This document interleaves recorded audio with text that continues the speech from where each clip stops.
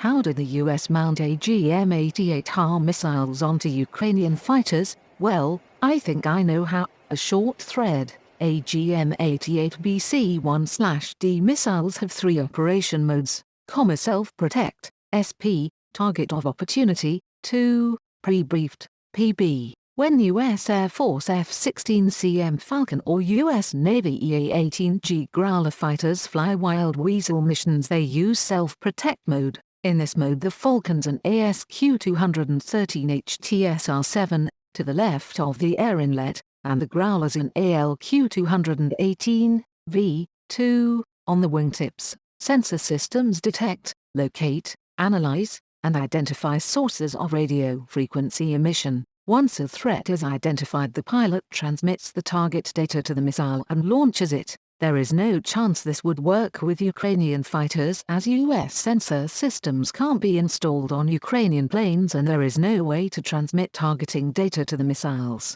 Self-protect mode can also be used with aircraft like the F-15C, F-15E, F-A-18C, which lack the aforementioned sensor systems. In this case, the aircraft's own less accurate, less powerful radar warning receiver would be used to identify targets. This would also not work with Ukrainian planes, as there is no way to transmit the targeting data to the missiles. In the target of opportunity mode, the AGM-88's own passive radar homing seeker scans for and detects targets. Once the missile detects a target, it transmits the target data to the plane's avionics and the pilot decides if it is a threat. The pilot then fires the missile, which attacks the target autonomously. This wouldn't work with Ukrainian planes either, as the missile can't. But, most importantly, self-protect and target of opportunity modes are suicide unless a plane carries a full range of jamming and self-protection pods. This is why the US nowadays only uses the AGM-88 with F-16C and EA-18G planes.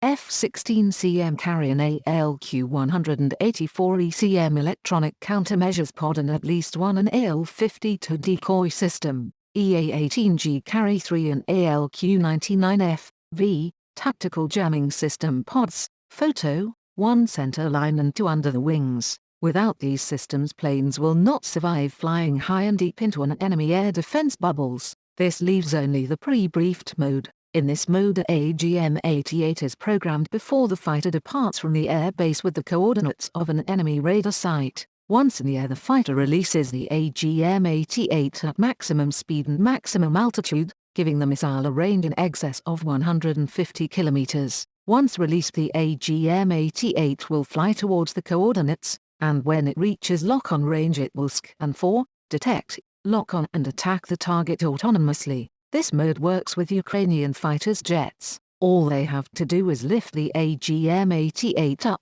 go supersonic, and release the missile, while AGM-88B and AGM-88C1 use INS to steer them towards a target area, where they then scan for targets. The AGM-88D also includes GPS guidance, which enables the missile to strike known radar and air defense sites, even when they do not emit radio frequencies. And C1 and D also have the ability to home on jam, which forces Russia to switch off its electronic warfare systems. And how does Ukraine know where to aim the AGM-88? I think there are 2 ways. 1. Locals reporting the locations of Russian air defense systems, radars, jammers, electronic warfare systems, to US Air Force or UK Royal Air Force RC-135 VW Rivet joint aircraft, which are used to detect, identify and geolocate electromagnetic signals. US Air Force Rivet joints have been used before to detect enemy radar and radio emissions and then vector AGM-88 carrying fighters towards these targets.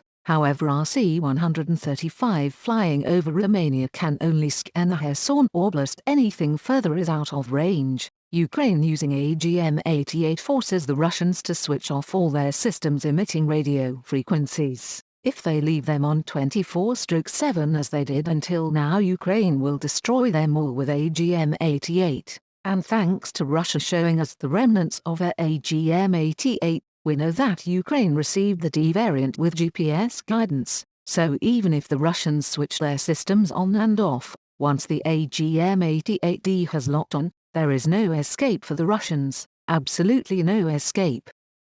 And then also, in recent PDA packages, we've included a number of anti-radiation missiles that can be fired off of Ukrainian aircraft that can have effects on Russian radars and other things.